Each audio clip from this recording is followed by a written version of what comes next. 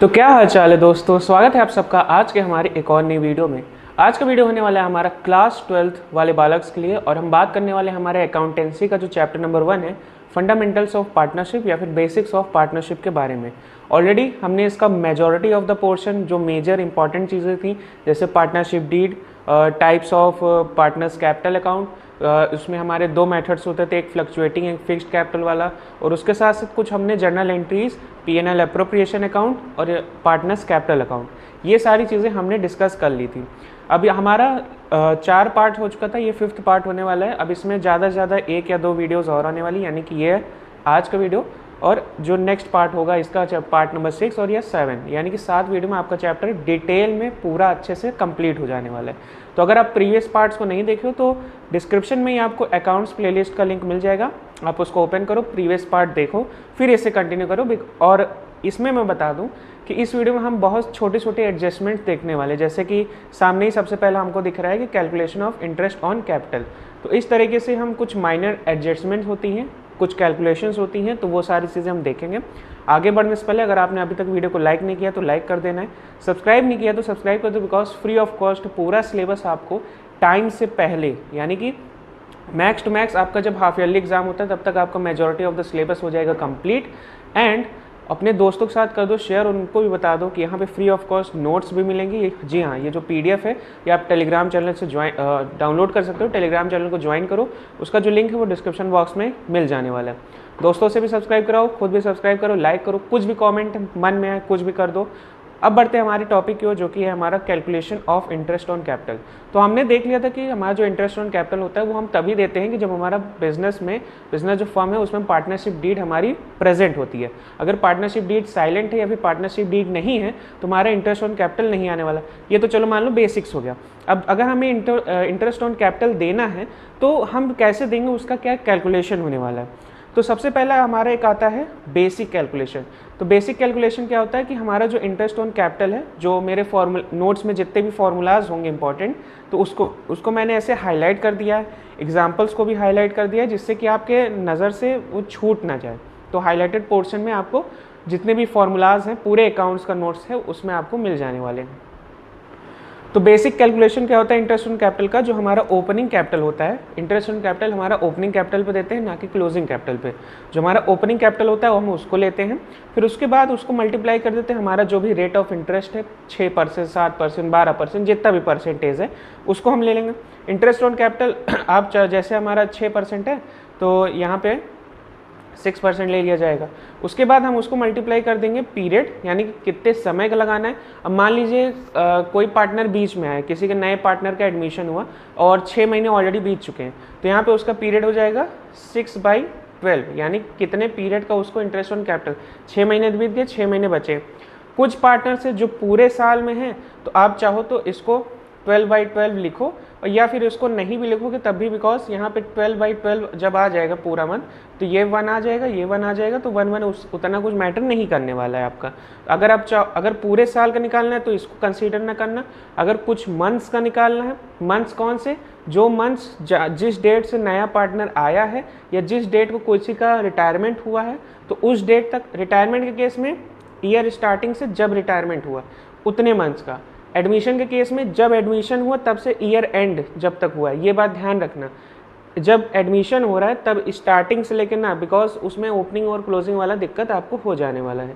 जैसे मैं बताया, रिटायरमेंट के केस में ओपनिंग से कंसीडर करेंगे कितने मंथ्स हुए हैं, हमारा जितने मंथ्स रहेंगे उतने मंथ्स का इंटरेस्ट दे देंगे। एडमिशन में नया पार्टनर आया, मान लो साल के बीच में आया, 6 महीने बीत चुके हैं, 6 महीने और बचे हैं क्लोजिंग डेट तक का, तो एडमिशन से क्लोजिंग डेट तक का 6 महीने है, तो यहाँ पे हमारा 6/12 वो आ जाने वाला है। पीरियड जो होता है हमारा वो यूजुअली 12 मंथ्स होता है, अनलेस देयर आर कंडीशंस और withdrawal of capital during the year, यानी कि अगर कुछ विड्रॉल हो रहा है या फिर कुछ कंडीशंस दी हो तो वो आपको क्वेश्चन में बता देगा, बट बेसिक कंडीशन हमारा बेसिक कैलकुलेशन यही होने वाला है। एग्जाम्पल समझ लेते हैं कि ए बी हमारे पार्टनर से, उनका ओपनिंग कैपिटल दिया है 2 लाख और 3 लाख रिस्पेक्टिवली, यानी कि ए का 2 लाख है और बी का 3 लाख है। तो जो पार्टनरशिप डीड है वो कहता है कि भैया 10% इनको इंटरेस्ट ऑन कैपिटल दे देना चाहिए। इंटरेस्ट ऑन कैपिटल ए का हम कैसे देखेंगे, 2 लाख रुपए है, उसमें हमने 10/100 इसलिए कर दिया बिकॉज चाहे 10/100 लिखो या फिर आप 10% लिखो, दोनों एक ही बात होने वाली है। तो 10/100 हमने लिख दिया है, उसके बाद हमने मल्टीप्लाई कर दिया 12/12 से। अब इसको नहीं भी लिखोगे तब भी चलेगा, बट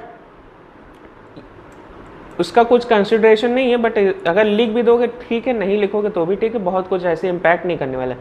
मेन जो फोकस होना चाहिए आपको कैलकुलेशन पे होना चाहिए कि कैलकुलेट करके यहाँ जो इंटरेस्ट ऑन कैपिटल आ रहा है, अभी चलो मान लो अगर आपकी किस्मत अच्छी हुई तो 10% आ गया, यहीं पे 9% आया, 7% आया, 6% आया, तो वहाँ पे आपका दिमाग क्या होगा, घूम जाने वाला है।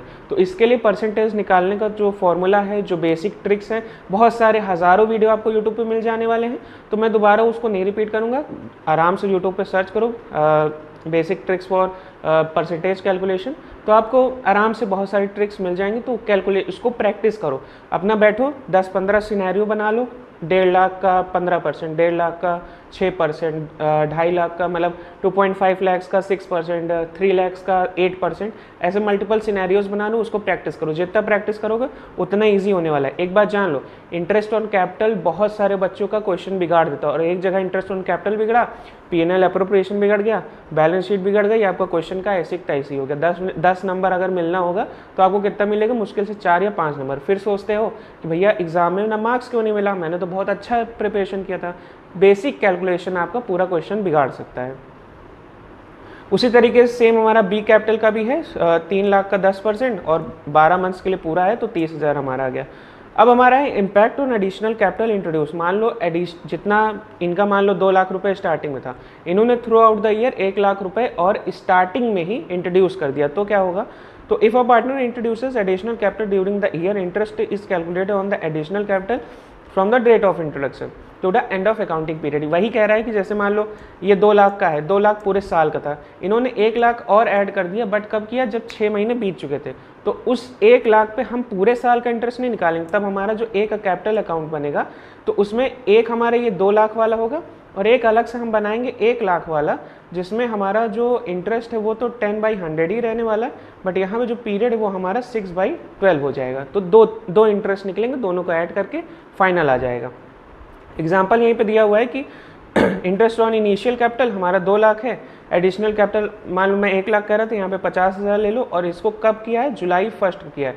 जुलाई 1 यानी कि 30 जून तक, यानी कि जून तक महीना जा चुका है, यानी कि 6 महीने हमारे ऑलरेडी बीत चुके हैं। तो 6 महीने बीत चुके हैं, तो हमारा 6 महीने बचा हुआ है, तो 2 लाख पे तो हमारा 12 महीनों का लग गया इंटरेस्ट, और जो 50,000 है उस पर 6 महीने का इंटरेस्ट लग गया, 2,500 ये आ गया।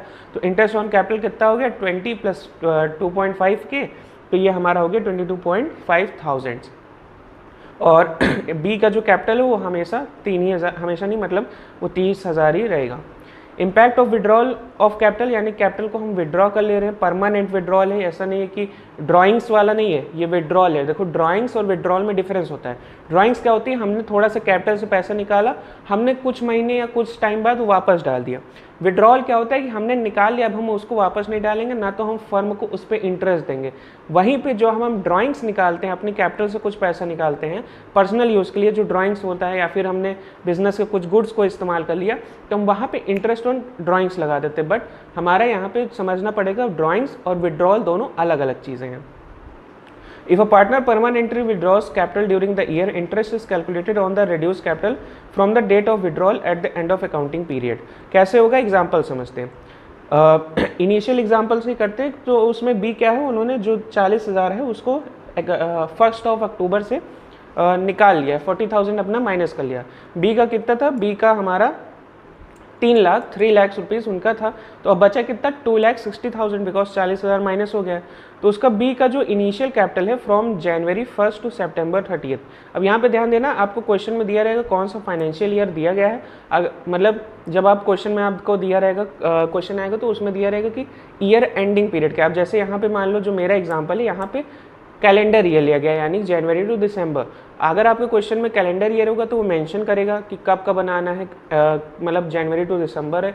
या फिर आपको क्वेश्चन में अगर आपका फाइनेंशियल या फिर अकाउंटिंग ईयर जो होता है हमारा 1 अप्रैल टू 31 मार्च, तो आपको दिखा देगा वहाँ पे कि प्रिपेयर फॉर द अप्रैल 31 जितना भी ईयर रहेगा। तो वहाँ से आपको अंदाज़ा हो जाना चाहिए कि 31 मार्च जितना ईयर रहेगा वो हो जाएगा। वहाँ से आपको अंदाज़ा हो जाएगा कि हमारा अकाउंटिंग पीरियड है कि कैलेंडर ईयर है, वो आपको क्वेश्चन में ही बता देगा। तो यहाँ पे हमारा जो इनिशियल कैपिटल था 3 लाख रुपए, उसमें से क्या हुआ 10% दिया गया 9 महीनों के लिए और इनका क्या हो गया 22,500 हो गया। कैपिटल उनकी विड्रॉ होने के बाद कितनी बची 2,60,000 बची। अब उस उतने कैपिटल पे क्या होगा रिड्यूस कैपिटल पे हमारा जो बाकी का 3 मंथ था यानी कि सितंबर 30 तक इनका 3 ही लाख था, उसके बाद इनका 2,60,000 हो गया।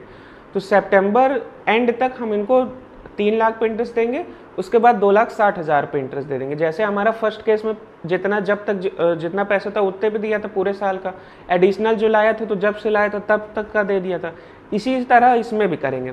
तो अब इनका जो 2,60,000 बचा है 3 महीने के लिए यानी कि अक्टूबर नवंबर दिसंबर, उसमें से 10% देंगे, बट यहाँ पे 3 मंथ का देंगे। यहाँ पे हमने 9 मंथ्स का दिया था, वहाँ पे हम 3 मंथ्स का देंगे, तो 6,500 इनका आ गया। और total interest on B capital हो जाएगा हमारा 22,500 प्लस 6.5 के, और ये हमारा 29,000 हो जाने वाला है। और जो ए का है वो रिमेन हो जाएगा 20 एज्यूमिंग नो चेंजेस, यानी कि हम यहाँ पे इसको नहीं ले रहे हैं। ए का वैसे कोई मतलब नहीं, बी से ही हमने समझ लिया।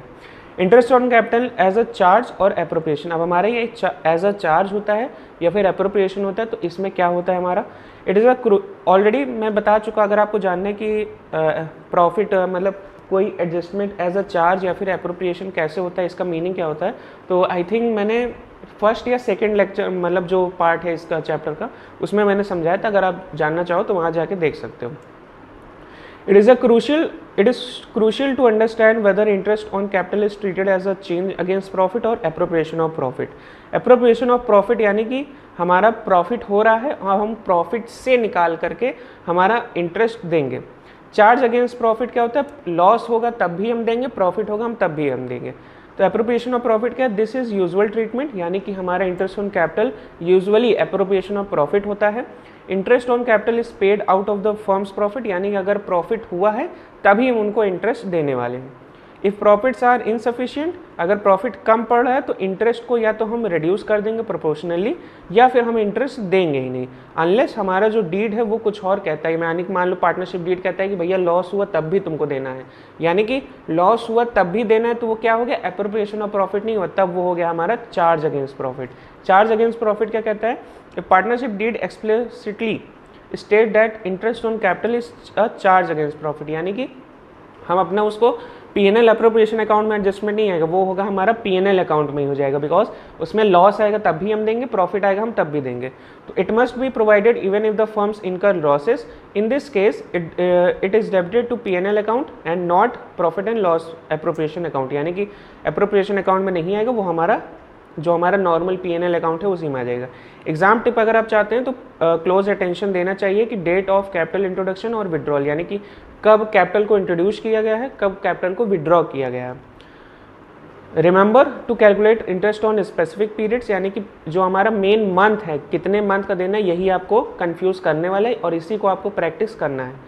Also carefully check if the question mentions whether interest on capital is a charge और एन एप्रोप्रिएशन, यानी कि ये भी आपको देखना चाहिए कि एप्रोप्रिएशन है कि चार्ज है।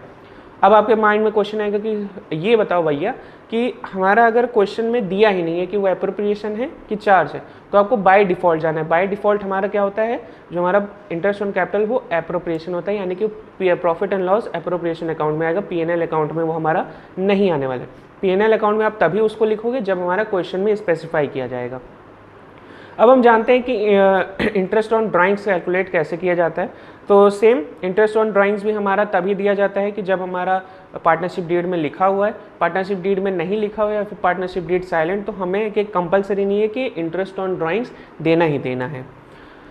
आप यहाँ पे पढ़ सकते हो, जो मैंने समझाया वही चीज़ है। सिंपल मेथड इसका क्या कहता है कि इंटरेस्ट ऑन ड्राइंग्स जो हमारा होता है, जितना अमाउंट विड्रॉ किया है और जितना हम रेट लगाते हैं विड्रॉ पे, उसके साथ साथ period from withdrawal two year and, और उसको डिवाइड कर देंगे माइनस से, यानी कि जब हमने विड्रॉ किया तब से लेकर के साल के ख़त्म होने तक, यानी कि हम सिंपल समझो लोन का इंटरेस्ट का कैलकुलेशन कैसे हो रहा है। मान लो मैंने हमारा 1 जुलाई को हमने लिया, कैलेंडर ईयर हम ले रहे हैं यानी कि जनवरी टू दिसंबर, एक 1 जुलाई को हमने लोन लिया कोई, तो हमारा इंटरेस्ट कब से लगेगा 1 जुलाई से। हमें 1 साल का कैलकुलेशन करना है, तो हमारा 1 साल कब हो रहा है, जनवरी टू दिसंबर हो रहा है, हमने साल के बीच में लिया, तो हमने 1 जुलाई से दिसंबर तक का जितना इंटरेस्ट हुआ कैलकुलेट किया और जो हमारा बुक्स ऑफ अकाउंट्स है उसमें कर दिया। अब आगे का जितना होगा वो अगले साल में देखा जाएगा। तो वही यहाँ पे कह रहा है कि जब हमारा विड्रॉल हुआ है तब से ले करके जो हमारा अकाउंटिंग पीरियड या फिर जो ईयर एंड है तब तक जितने मंथ्स में उसको लेंगे, डिवाइड कर देंगे 12 से। एग्जाम्पल समझते हैं कि a partner withdraws the following amounts during the year at interest rate of 12%। 12% है तो उसने क्या किया 30 अप्रैल को 10,000 निकाला, कितना समय हुआ हमारा 8 महीने हो गए। जुलाई 31 को हमारा 15,000 निकाला, 5 महीने हो गए। ये हमारा कौन सा चल रहा है, जनवरी टू दिसंबर चल रहा है, ये हमारा वो अकाउंटिंग पीरियड नहीं, कैलेंडर ईयर में। नवंबर 30 में क्या है 5,000 निकाला तो कितना हुआ, 1 महीना बचा, बिकॉज दिसंबर ही बचा हुआ है।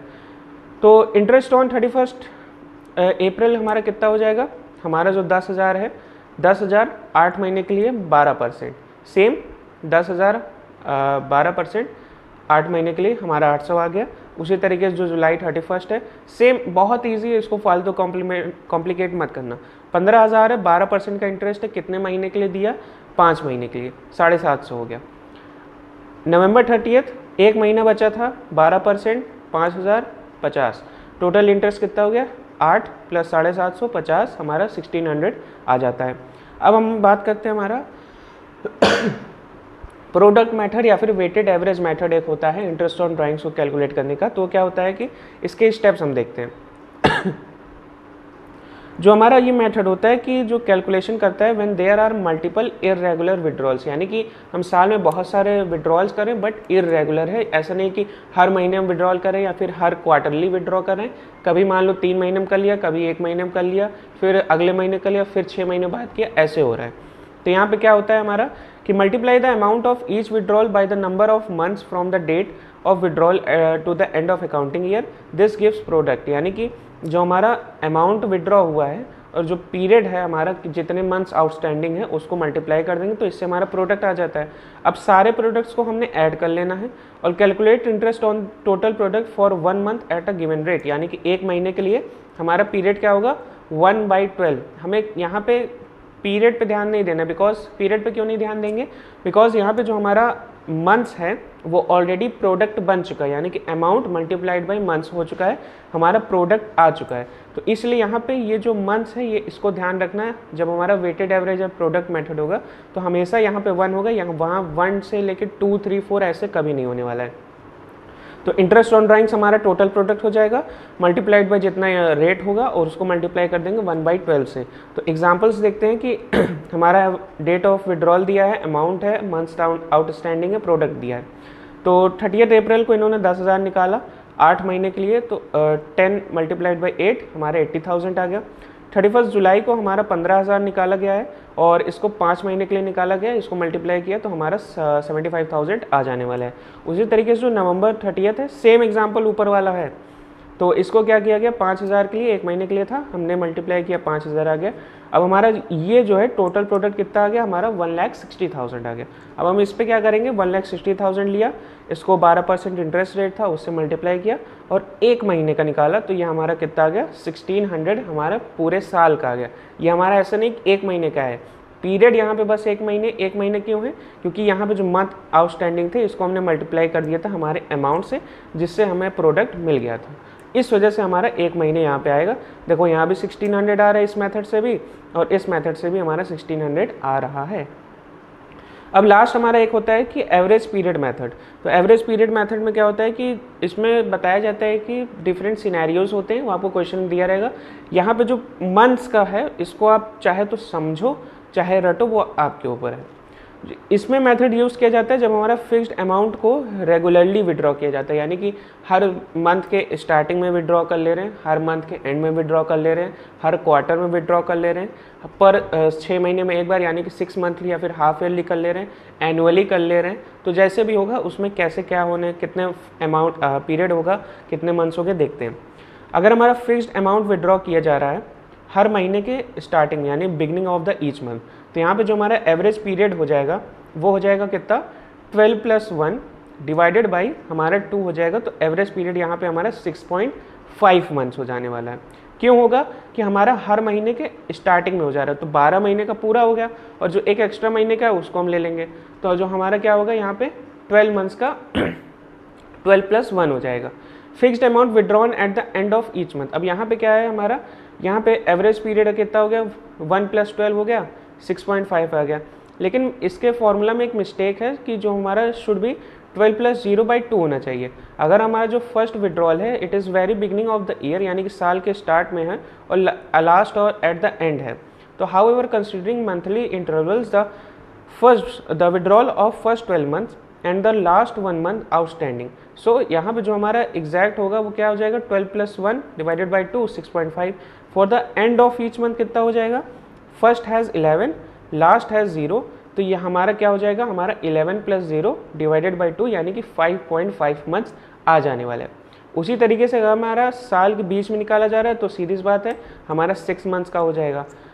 जब हमारा बिगनिंग ऑफ ईच क्वार्टर निकाला जाएगा, इसका लॉजिक ये दिया हुआ है, ये हमारा 7.5 हो जाएगा। और जब हमारा एंड ऑफ ईच होगा, बिगनिंग में 7.5, एंड ऑफ ईच क्वार्टर हमारा 4.5 हो जाएगा। उसी तरीके से फिक्स्ड अमाउंट को हम मिडिल ऑफ ईच क्वार्टर निकालें यानी कि बीच में, तो हमारा 6 मंथ्स आ जाएगा। टोटल विड्रॉइंग्स क्या होगी, टोटल ड्रॉइंग्स हमारी फिक्स्ड मंथली या फिर क्वार्टरली विड्रॉल जितना भी हम विड्रॉ करें उसको मल्टीप्लाई कर देंगे हमारा नंबर ऑफ मंथ्स और क्वार्टर से, और जो हमारा इंटरेस्ट होगा उसको हम क्या कर देंगे, टोटल ड्राइंग्स को मल्टीप्लाई कर देंगे इंटरेस्ट से, और जो हमारा एवरेज पीरियड जो भी है 6 महीने, 5.5 महीने, 4.5, 6 मंथ्स जो भी है उसको यहाँ पे लिख के डिवाइड कर देंगे 12 से, हमारा इंटरेस्ट ऑन ड्राइंग्स आ जाएगा। एग्जाम्पल से हम समझते हैं, partner withdraws 5,000 at the beginning of each month at the interest rate of 10% per annum. Total विड्रॉइंग्स उसकी है 5,000 मल्टीप्लाइड बाई 12, यानी कि वो हर महीने के बिगनिंग ऑफ ईच मंथ 12 महीने, हर 12 महीने की स्टार्टिंग में वो निकाल ले रहा है, यानी कि जनवरी 1, फरवरी 1, मार्च 1 ऐसे दिसंबर 1 तक वो 12 पूरा महीने एक एक बार निकाल ले रहा है। तो एवरेज पीरियड उसका क्या हो गया, 12 + 1 / 2 हो गया, और जो एवरेज पीरियड उसका आया वो आया उसका 6.5 मंथ्स। तो इंटरेस्ट ऑन ड्राइंग्स हमारी क्या होगी, 60,000 को मल्टीप्लाई कर देंगे वो जो इंटरेस्ट है 10% से, और जो हमारा एवरेज पीरियड है उसको 6.5 / 12 कर देंगे। यहाँ पे हमारा 3250 रुपीज़ जो है वो हमारा इंटरेस्ट ऑन ड्राइंग्स आ जाएगा। इससे रिलेटेड अगर आप एग्जाम्स टिप जाते हैं तो हमारा understand when to apply each method, यानी कब किस मेथड को अप्लाई करना है, या तो वो क्वेश्चन में दिया रहेगा या तो आपके अपने कॉमन सेंस से करना है, या फिर आपको जो भी प्रीफर, अगर क्वेश्चन में नहीं दिया है और आपके पास ऑप्शन है कि 2 तरीके से मैं कर सकता हूँ, तो जो आपको ईजिली हो और जो आपको अच्छे से श्योर हो कि मैं आंसर इसका फाइनल ला सकता हूँ और टाइम भी कम लगेगा, तो उसको प्रेफर करो। If the dates and amounts are irregular use the simple and product method, यानी कि डेट्स और अमाउंट्स जो है वो इरेगुलर है तो या तो सिंपल मेथड या तो प्रोडक्ट मेथड को यूज़ करो। अगर हमारा अमाउंट फिक्स्ड है और उसको रेगुलरली विड्रॉ किया जा रहा है तब हमारा एक ही मेथड है आपके पास, average period method. Remember the average period formulas for different scenarios, यानी कि जो हमारे यहाँ पे मल्टीपल सिनेरियोज दिए हुए हैं, 3 ऊपर 3 नीचे, यानी कि जो 6 सिनेरियोज हैं, कब कहाँ पे कैसे क्या होने वाला है, तो उसको आराम से आप समझ सकते हो या फिर रट सकते हो। समझने का अगर टाइम है समझ लो, रटने का अगर बुद्धि है तो रट लो, सिंपल बात। सो इस वीडियो में मैं यहीं पे पॉज लेना चाहूँगा बिकॉज ऑलरेडी वीडियो लंबा हो चुका है और मैं नहीं चाहता हूँ कि फालतू का एक ही वीडियो में सारी चीज़ें ख़त्म करें, तो इसलिए इस पार्ट में इतना ही। आई होप कि अगले जो नेक्स्ट 2 पार्ट्स हैं उसमें हमारे चैप्टर जो कंप्लीट हो जाने वाले हैं, उसके बाद मैं इसी चैप्टर से एक वीडियो लाऊंगा मोस्ट इंपॉर्टेंट टॉपिक्स या फिर most important tips and tricks इस चैप्टर से रिलेटेड, कि हमारा इस चैप्टर से कैसे क्वेश्चंस बनते हैं और क्या आपको फोकस करना चाहिए इस चैप्टर में। तो उस वीडियो का इंतज़ार करिए, जब चैप्टर ख़त्म होगा तब आपको ये नोट्स भी free of cost Telegram channel पर मिल जाएंगी, वो वीडियो भी मिल जाने वाला है। तब तक के लिए अगर आपने यहाँ तक इस वीडियो को देखा है तो thank you so much. Subscribe नहीं किया तो यहाँ तक देख रहे हो, सब्सक्राइब नहीं कर रहे हो तो यार कुछ बैलेंस होना चाहिए ना, और लाइक भी कर दो और कमेंट कर दो। कोई डाउट है, डाउट नहीं है तो अप्रिसिएशन के लिए फीडबैक सजेशन कुछ भी है तो कमेंट कर दो, मैं हमेशा उसको पढ़ता हूँ, सारे कमेंट्स को तुरंत पढ़ता हूँ। मिलता हूँ आपसे अगले वीडियो में, तब तक के लिए अपना ख्याल रखें और अपने माता पिता का ख्याल रखें। जय हिंद।